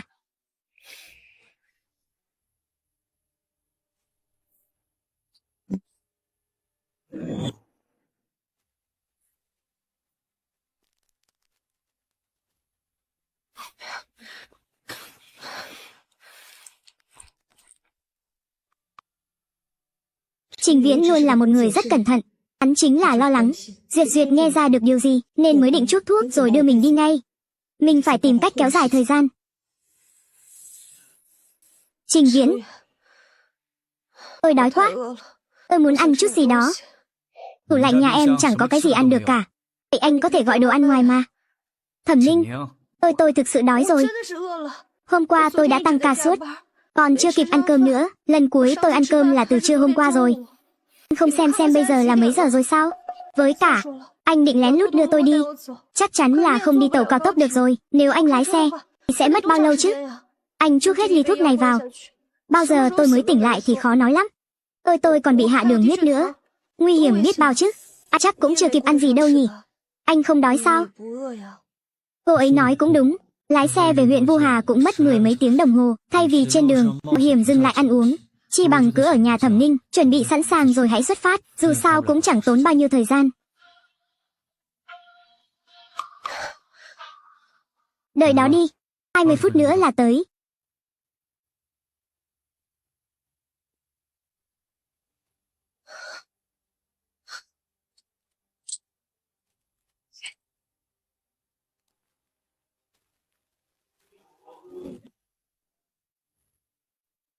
bỏ đi, cách xa thế này căn bản không nghe thấy gì đâu. Nếu muốn kêu cứu, người đầu tiên xông vào chắc chắn sẽ là Trình Viễn. Theo như lời tiên tri trong gương, để trả thù mình, hắn đã làm gãy một chân của mình. Tên đàn ông này hiện giờ chuyện gì cũng dám làm cả, không thể dễ dàng kích động hắn. Đồ ăn giao đến nhanh vậy sao? Đồ ăn giao đến nhanh vậy sao?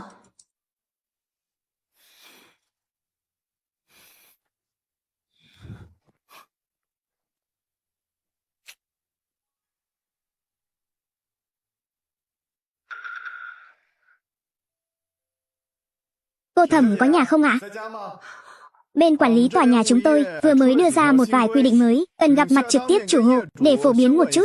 Sẽ không làm phiền nhiều thời gian của cô đâu, chỉ vài phút là xong thôi à. Nếu cô có ở nhà thì mở cửa giúp tôi một chút nhé. Cô Thẩm ơi, chúng tôi cũng là bất đắc dĩ thôi, đây là yêu cầu bắt buộc ạ. Cô có ở nhà thì mở cửa giúp tôi với.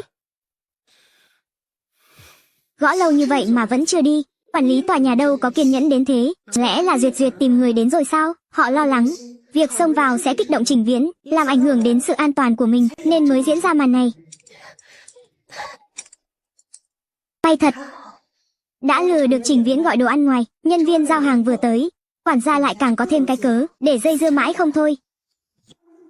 Cô Thẩm ơi, mở cửa giúp tôi với. Gõ mãi thế không biết. 2 năm trước sao mình không thấy có ai lì lợm đến thế này nhỉ? Đừng có lên lầu, bỏ cái đơn đó đi. Đồ ăn Mito, mật sự riêng tư và an toàn của bạn. Đồ ăn Mito, tôi để đồ ở trước cửa nhé, nhớ lấy đấy nha. Tôi bảo anh đừng có lên lầu, anh không nghe thấy hả? Tút. Anh giao hàng đó đã cúp máy kịp lúc rồi, chưa bị lộ đâu. Khụ khụ. Mở cửa đi cô Thẩm ơi, rõ ràng là đang ở nhà, đồ ăn giao đến tận cửa rồi mà, còn giả vờ không có ai sao? Thế này thì hơi quá rồi đó. Hả, chỉ có mấy câu thôi mà. Mở cửa ra đi. Nếu cô mở sớm thì nãy giờ đã nói xong rồi. Gọi điện bảo hắn cút đi.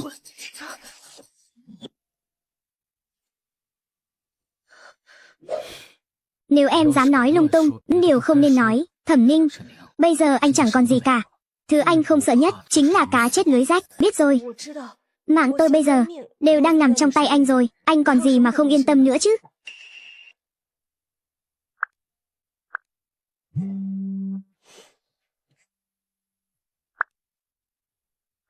Ôi cô Thẩm, cuối cùng cô cũng chịu gọi điện lại rồi.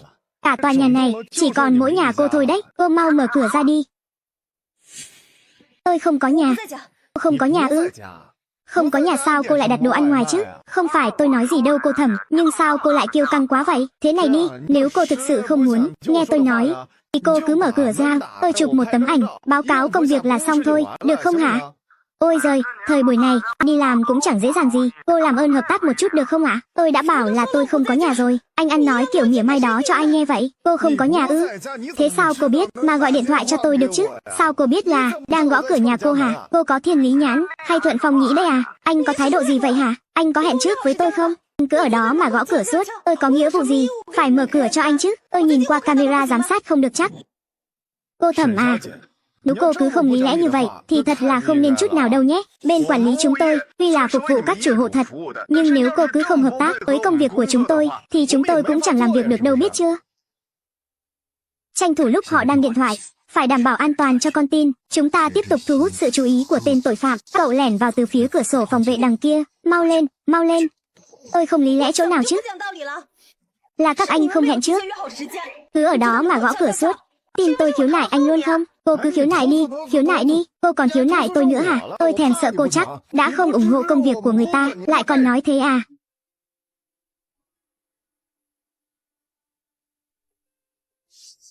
Gõ cửa. Tút tút. Cô Thẩm, cô nghe thấy không? Gác máy. Thẩm Ninh, anh cố ý phải không? Em coi anh là thằng ngốc à? Tên quản gia đó thật sự rất đáng ghét. Trình Viễn, anh bình tĩnh lại đi. Cổ tôi đau quá.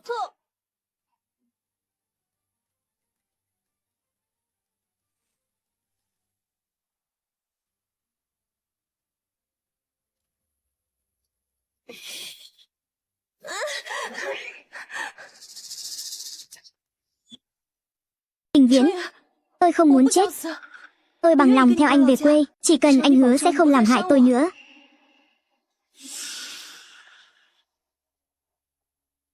Ninh Ninh.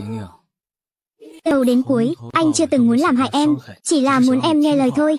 Nếu em có thể nhận ra điều này sớm hơn, thì chúng ta cũng không đến mức nào thành ra như bây giờ.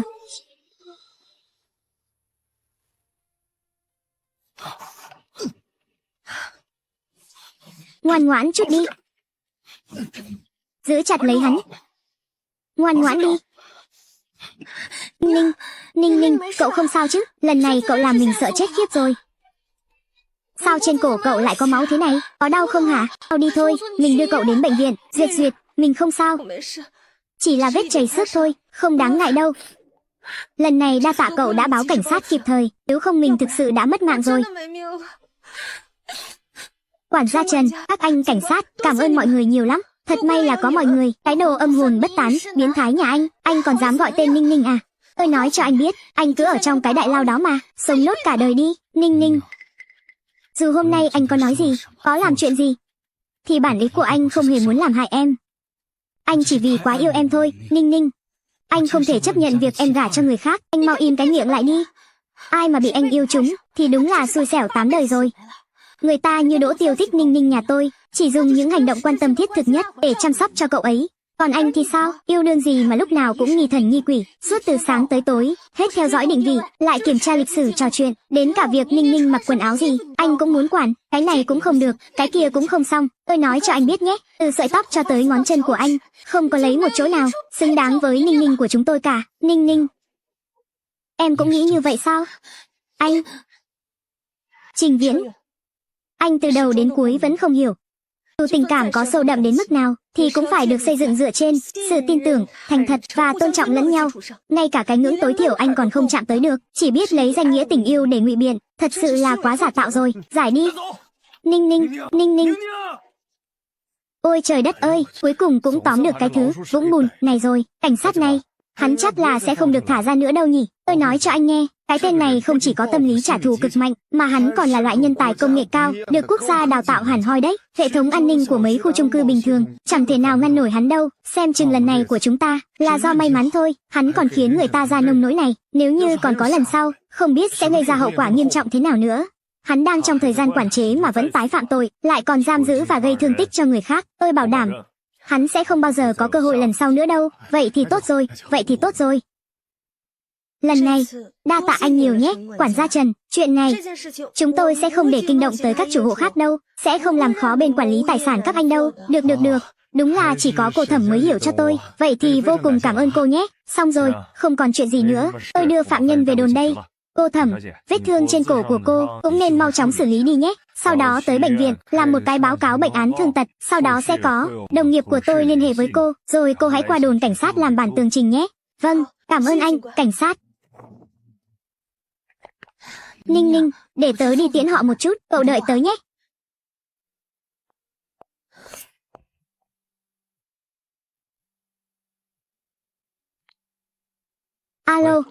Alo, Ninh. Đúng là tạ ơn trời đất, may mà em không sao, anh đột nhiên bị gọi đi công tác. Để xảy ra chuyện như vậy, mà anh lại không có ở bên cạnh em đợi anh nhé, anh sắp về tới nhà rồi. Anh sắp về rồi sao? Tất nhiên rồi.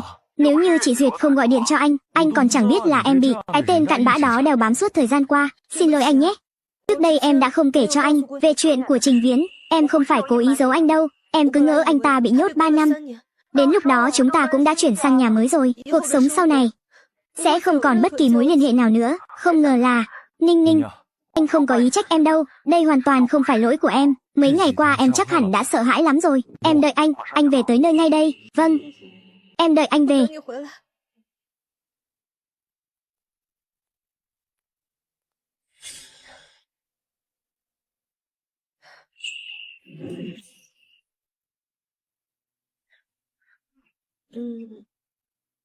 Không biết là bạn có thể nghe thấy tôi nói không nữa.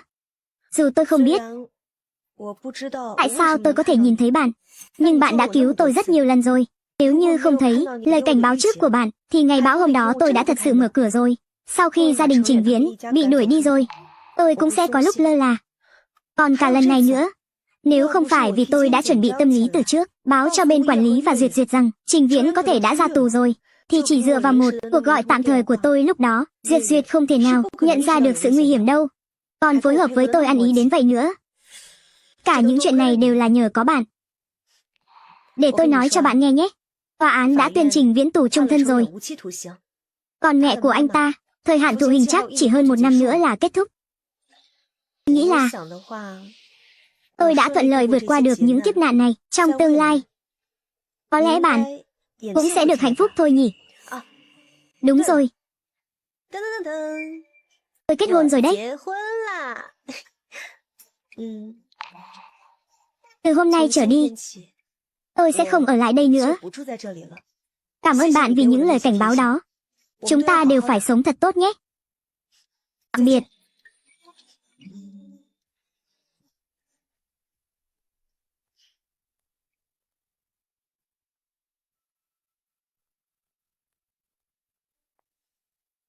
Lái cái xe xịn thế này, chắc chắn là dầu nứt đổ vách rồi. Chính là cái con mụ này, đã hại cái thằng em giỏi giang nhất của tao vào tù, còn khiến cả mẹ tao bị bắt nữa, làm cho hai đứa mình ngày tháng sau này không sống nổi nữa rồi. Tất cả là tại nó, đúng, đều tại nó hết. Nó phải trả tiền viện phí cho bố mình, còn cả cái chân của em nữa. Ra rồi, mau. Ái chà, đau quá. Cô đâm chết người ta rồi. Tân thành phố lái xe không có mắt à? Cô lái xe kiểu gì thế hả? Cô nhìn xem cô đâm vợ tôi ra nông nỗi này. Cô nhìn đi, cô ấy không còn đi làm được nữa rồi. Mau đền tiền thuốc men và tiền sinh hoạt phí cho cô ấy đi. Sao lại là các người? Cô bớt nhận người quen ở đây đi. Cô từ lâu đã không còn là con dâu nhà tôi nữa rồi. Đâm vào người ta thì phải đền tiền. Ôi trời ơi, gãy chân rồi. Tôi không đứng dậy nổi nữa rồi.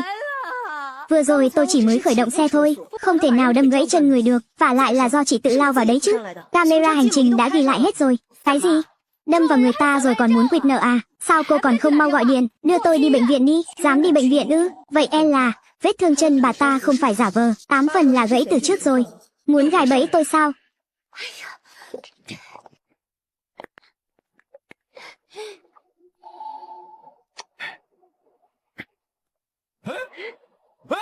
Cô khóa cửa làm cái gì hả? Mở cửa. Cô đâm vợ tôi thành ra thế này mà không đưa cô ấy đi bệnh viện. Chậm trễ một chút tôi sẽ bắt cô đền cả tiền phẫu thuật đấy. Mở cửa. Đâm vào người ta rồi mà còn muốn chạy à? Tôi nói cho cô biết nhé. Ở đây và ở đằng kia nữa. Đâu đâu cũng có camera hết đấy. Cô mà dám chạy thì không yên với tôi đâu. Mở cửa ra. Mở cửa. Mở cửa đi.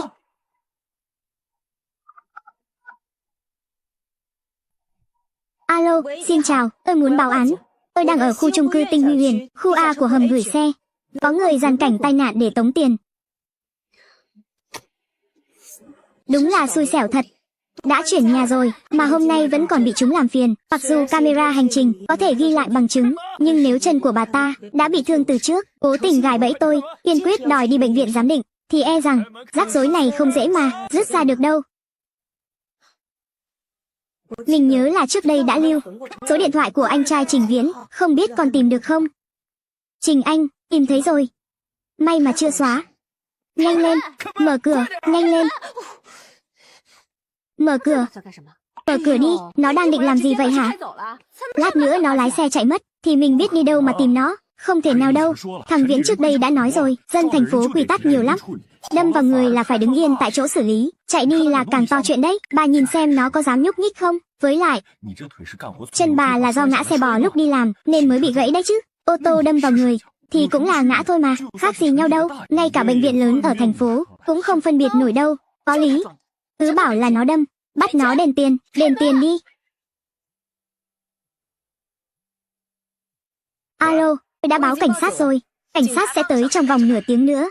Báo cảnh sát ư? Được thôi, vậy thì càng tốt. Cứ để cảnh sát tới phân xử. Cô đâm vợ tôi gãy chân, rồi còn bắt cô ấy đứng đợi lâu thế này. Cô nói xem có chấp nhận được không hả?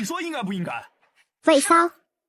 Nhưng vừa nãy tôi thấy vợ anh đập cửa sung sức thế kia, trông chẳng giống bị thương nặng chút nào. Tôi là bị gãy chân, có phải bị hỏng tay đâu. Đúng thế. Cô bớt nói nhảm đi. Mau mở cửa cho tôi. Mở cửa. Các người muốn bao nhiêu tiền thuốc men? Ồ, cuối cùng cũng vào vấn đề rồi. Tiền thuốc men thì chưa đủ đâu. Tôi bị thương chân không làm việc được. Chẳng lẽ bắt tôi nhịn đói à? Tiền thuốc men này, tiền sinh hoạt này.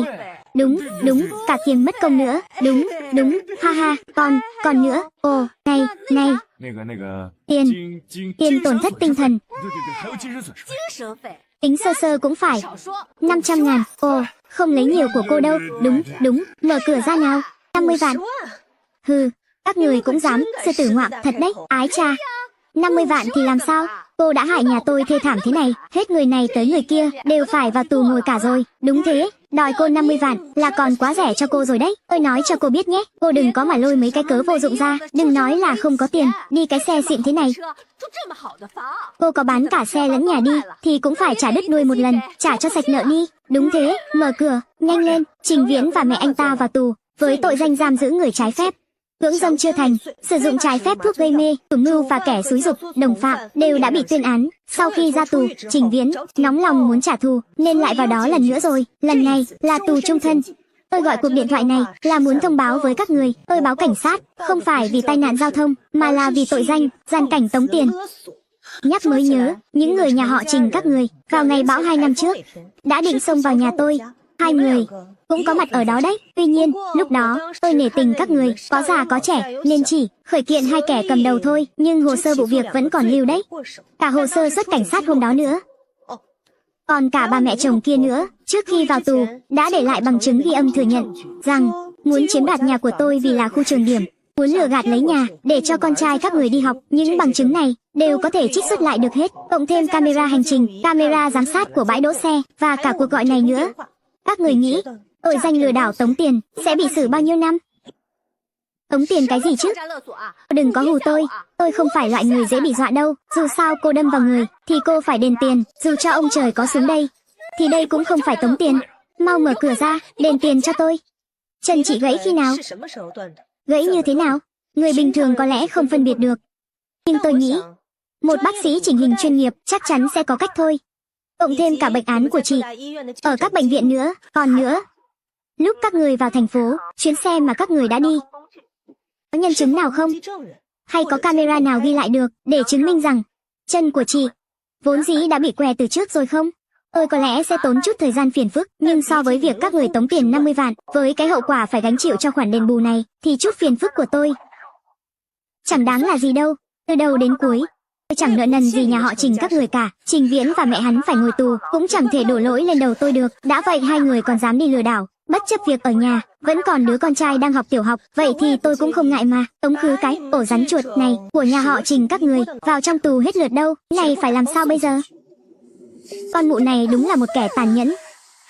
Nào là chụp ảnh rồi lại quay phim, người nhà mình hết lượt này tới lượt khác, đều là do bị nó tống vào tù cả đấy. Ôi dào, tôi đã nói với bà rồi, đừng có tới dây vào nó mà.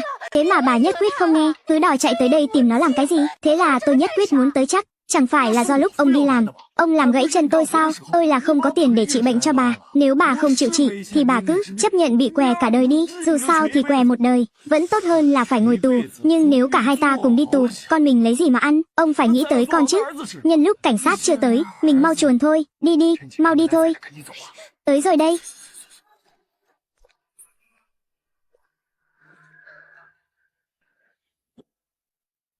Nhớ cậu chết đi được, Ninh Ninh, mình cũng nhớ cậu. Mau vào nhà đi. Mẹ nuôi tới thăm con này. Chào mẹ nuôi một tiếng đi nào, con bé cử động rồi. Tuyệt quá. Này Ninh Ninh, và Đỗ Tiêu vừa mới kết hôn xong, đã bị cơ quan cử ra nước ngoài công tác tận 1 năm. Anh ấy có nói khi nào thì được điều chuyển về không? Mình đoán là chắc phải xem tình hình dự án cuối năm thế nào đã. Về muộn chút cũng tốt.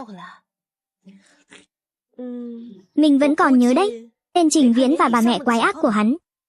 Tính toán ngày tháng thì chắc là cũng sắp ra tù rồi. Cả gia đình họ đều đến từ huyện Ngư Hà cả đấy, chắc cũng sắp ra tù rồi.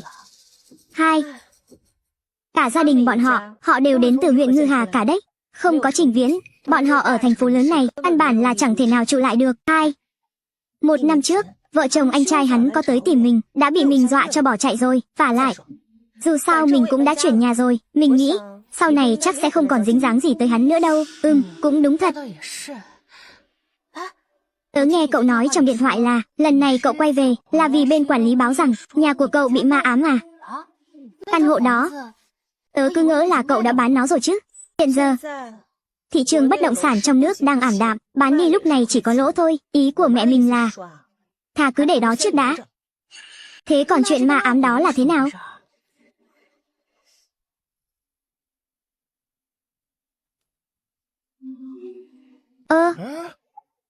Nhà này chẳng phải là không có người ở sao? Chẳng lẽ là...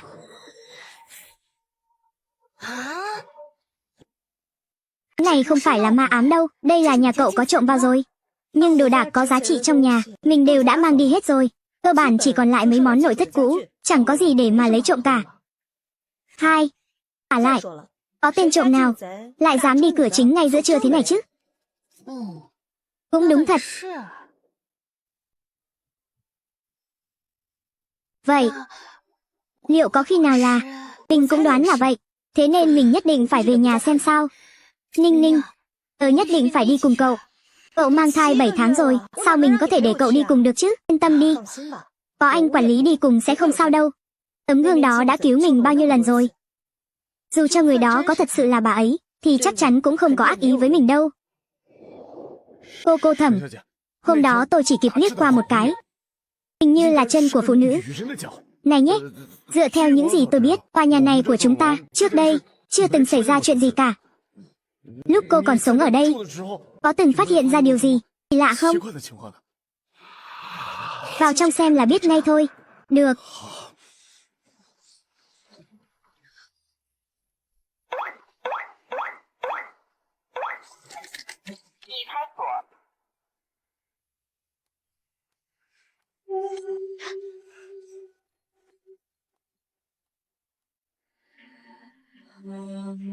Không phải là tấm gương. Vậy thì sẽ là ai nhỉ? Cô vào đi, cô vào đi.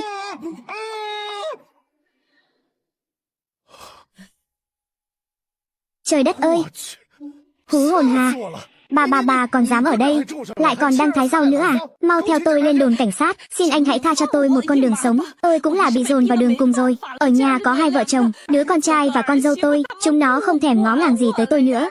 Tôi phải ra gầm cầu mà ngủ, rồi còn phải lang thang ngoài đường nữa. Tôi không quan tâm bà ngủ ở đâu, đây là nhà của người ta chứ có phải nhà bà đâu. Đi mau, tha cho tôi đi mà.